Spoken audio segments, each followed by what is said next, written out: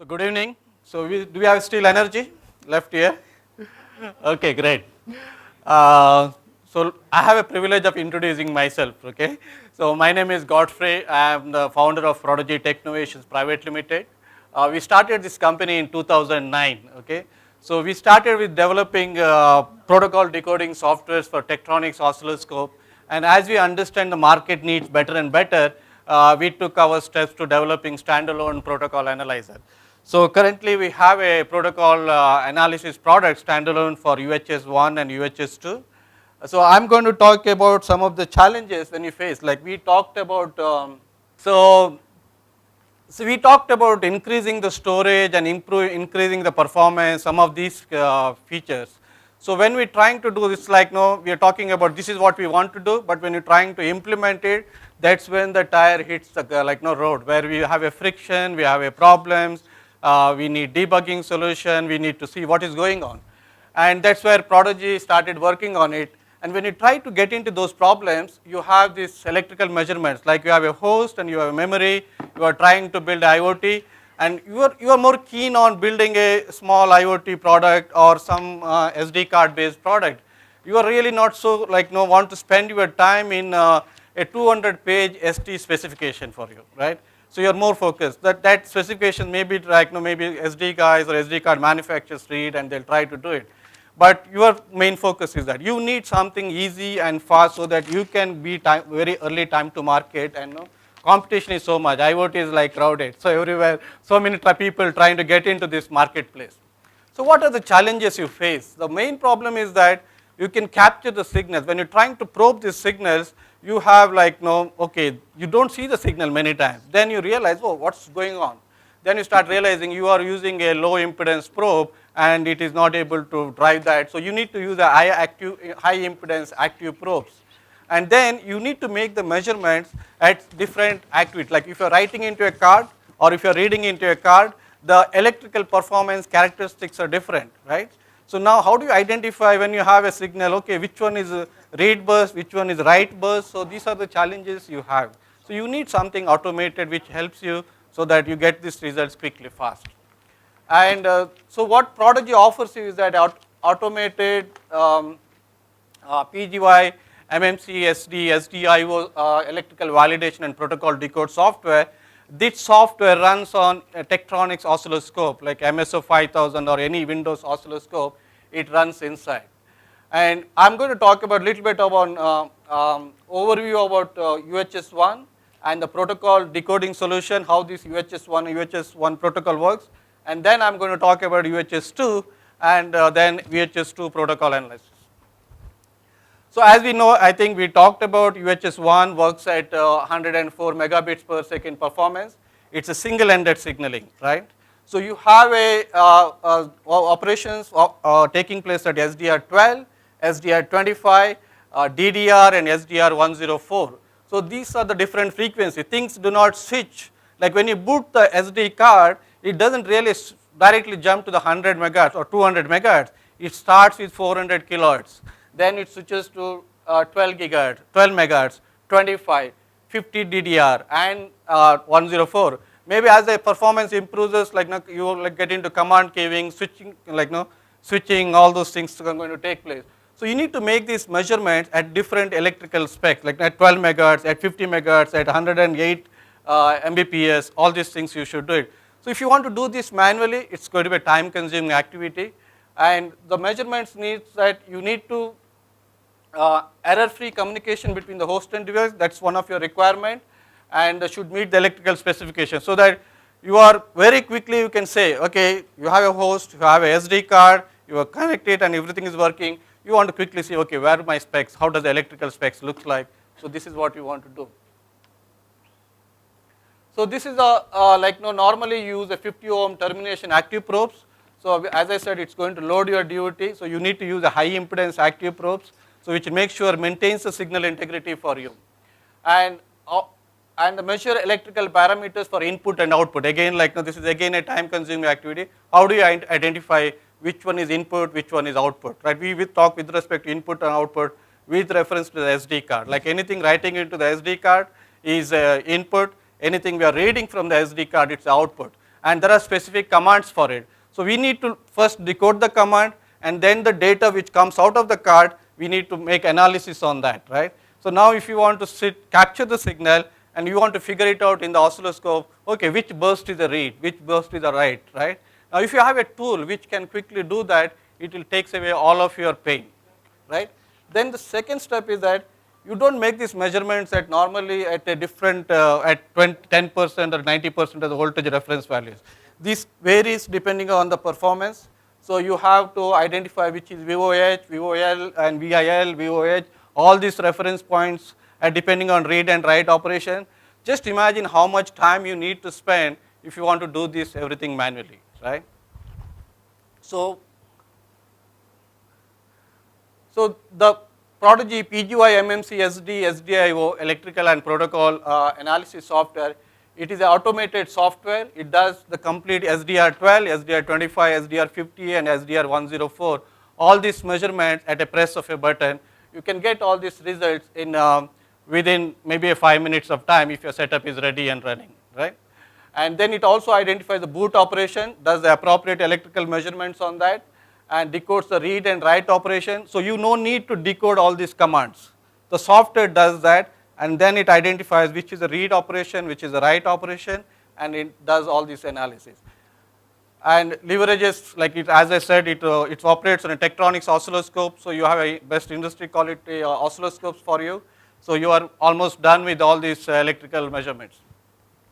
So this is how the software looks like. You have a frequency, all these measurements, then you can go to the, like I think some of the screenshot which Prashit showed, they had a waveform and all those measurements. I have not shown all these things over here.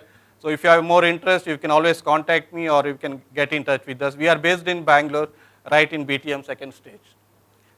Okay, so like we also use scopes, deep record length 125 MB, and clock, command, response, write data, we all do that. We get a report out of it, and it does like protocol decoding also of the command signal. Now the scope has only 4 channels, so you remember, but SD UHS1 you need to monitor 6 signals, clock, command and D0 to D3 if you want to get a complete protocol decode. So but just looking at the command signal, we can know, okay, what activities are going on. Is it a switching command, read command, write command? So we can look for all this information. Coming to the protocol side, right? So you have a SD card, the legacy cards may be working SPI, but I have not seen any card which is today working at SPI, serial peripheral interface. So 20 megahertz or 40 megahertz, but all of them in SD. So there is a clock, there is a command signal and data 0 and data 0 to data 3. And then there is a synchronous start topology, there is a master host and there is a slave. There can be multiple slave cards can be present on a system. So you can, in your IoT, you can have multiple SD cards present there. So in a high speed SD signals a single master and single slave, that's another difference. So how does the protocol looks like? So basically there is something called command, which is a token sent from the host to the device, okay? It's a 48-bit size, right? It has all those command, arguments, what it should do, all those information. So the command is sent to the host. The host gives a response, and it's again a 48-bit, or it can be in some places the register values, it can be 132-bit, and it does all those, does the response. And then the data transfer takes place, and then the CRC. So this is how the multiple blocks of data transfer take place. This is a pictorial diagram of the protocol activity. Now just imagine, so you want to analyze this entire protocol analysis, like in the scope, you have a record length which may be 125 MB, which allows you to capture a couple of seconds of data, maybe using fast frame, some of those unique features of the oscilloscope. But there are customers who like to monitor this protocol for 3 hours or 5 hours, because you are continuously storing into the SD card. You are playing a movie, or you have a SD card which is like recording while driving what is going on from here to, let's say for Mangalore, it takes 5.5 hours or 6 hours you are driving. You want to store it and use that data, maybe like if there is, I have actually debugged one of those applications, so where they want to debug and maybe have a complete picture what happened during the driving. So how do you look at all this such a long activity, right?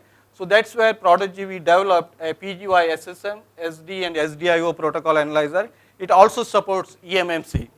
So as far as SD is concerned, it supports SD 2.0 and SD 3.0 and SDIO protocol. It's a continuous streaming. This is a patent pending technology what we have using it. So as the activity is happening between the host and device, it's keep on continuously capturing this data and storing it to the host computer hard disk, okay? And it uses the gigabit Ethernet interface or a USB 3.0 interface. So you can use either one of them and store it into the system. So it monitors command, data and power signal also, like there are sometimes the signal is switching from 3.3 volt to like the boot time it is at 3.3 and when it is running full speed it is at 1.8 volts. So you can look at all those conditions. You can trigger on a command or a response or its arguments, trigger on a data bytes, monitor a protocol activity, maybe for a day sometimes. Like no, there is no limitation, but we have done a protocol capture for almost for a 36 GB of data. Okay, so that's the kind of acquisition we have done. Protocol test for illegal commands, like no, all those timing errors we report in the software. In the next slides you can see that. I don't know how I'm doing on time. Another 10 minutes. Another 10 minutes, oh, good. So we have a timestamp information, okay. So you can see the complete commands over here, like from the power on stage, the command 0, and things are like what kind of argument it is.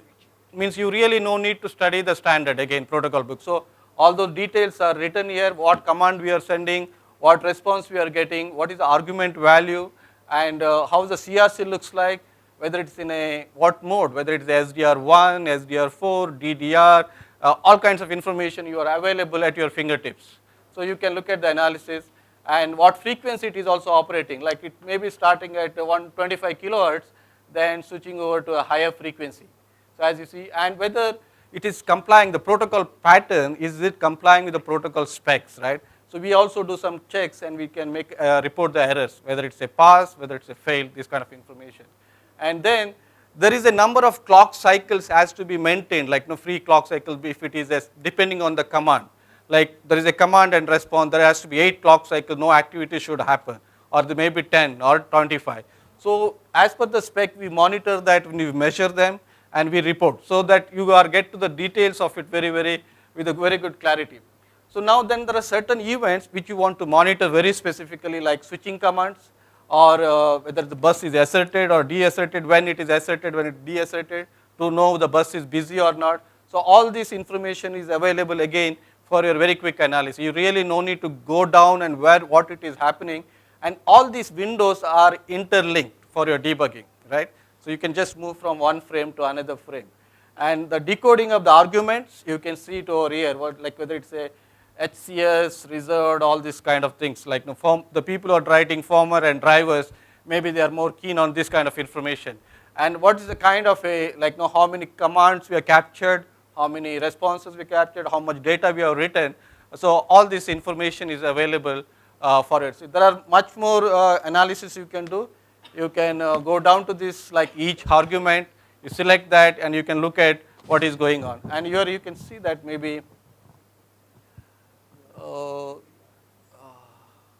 this command 1, I think this is SD card stuff, I think, but in case of EMMC, you can see some other behavior. So any questions on UHS 1, protocol or electrical? Okay, so let's moving on to the UHS 2. Like UHS 1 has been very dominant and been in the market for a very long time, and it's pretty, I think, very established and stable product in the plus. It's very easy to deploy. Like as a product company, it's like anything new is always there are challenges. And UHS 2 is emerging, and we are seeing like more and more customers adopting to it.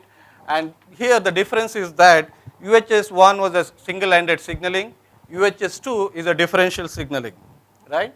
And there is a D0 and D1. They can be used in full duplex or half duplex mode, and it's 8-bit NB encoding. And then there are transaction like commands called CCMD, DCMD, data, message, and response. So the protocol stacks looks like that. You have a physical layer, a link layer, and transaction layer.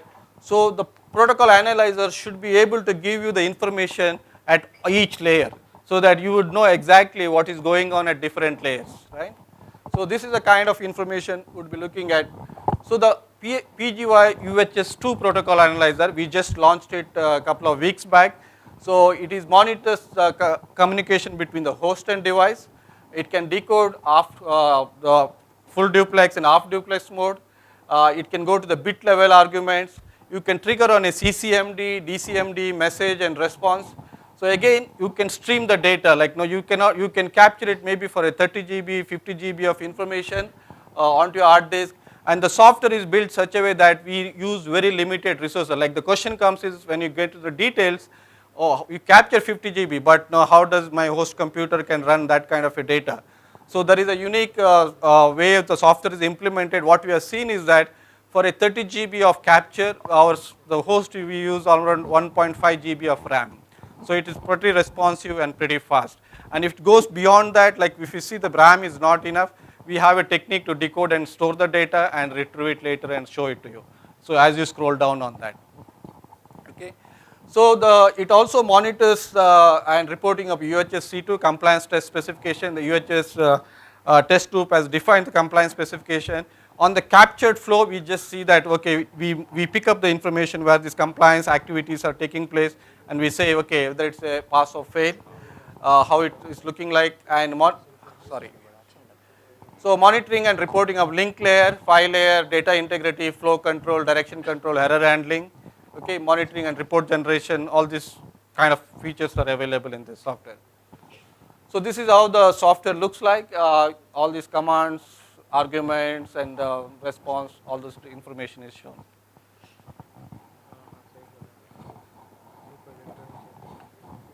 So if you have any questions about, yeah.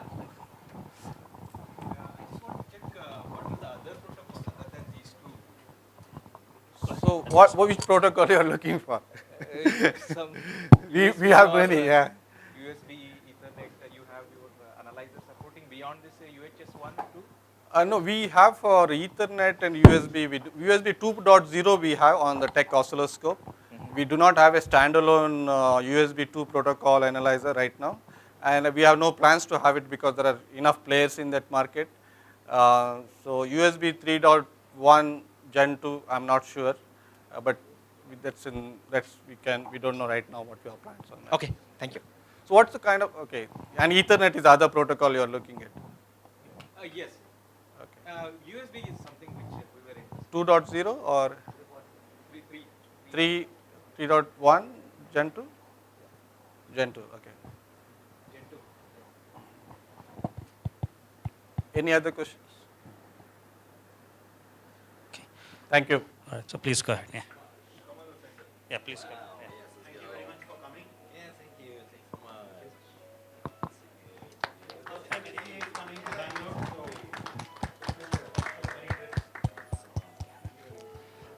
Oscar, please.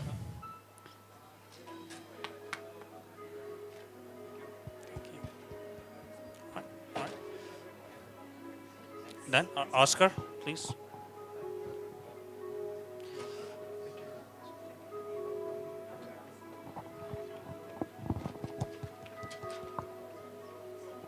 Godfrey.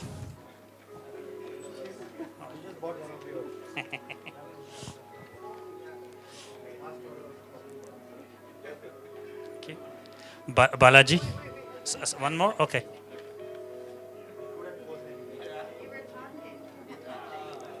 Okay. Balaji.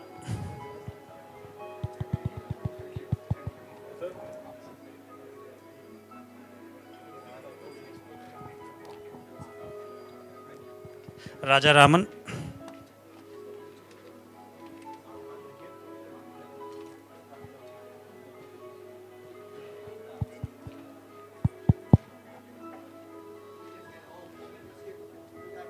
And then myself finally. So I'll get it from you directly. Thanks again, Rajesh. I appreciate it. Thank you. I think you should get a group photo with everybody. Oh, yes, absolutely. Wait, let me get your guys. Okay, great. Now we can get a group. Everybody.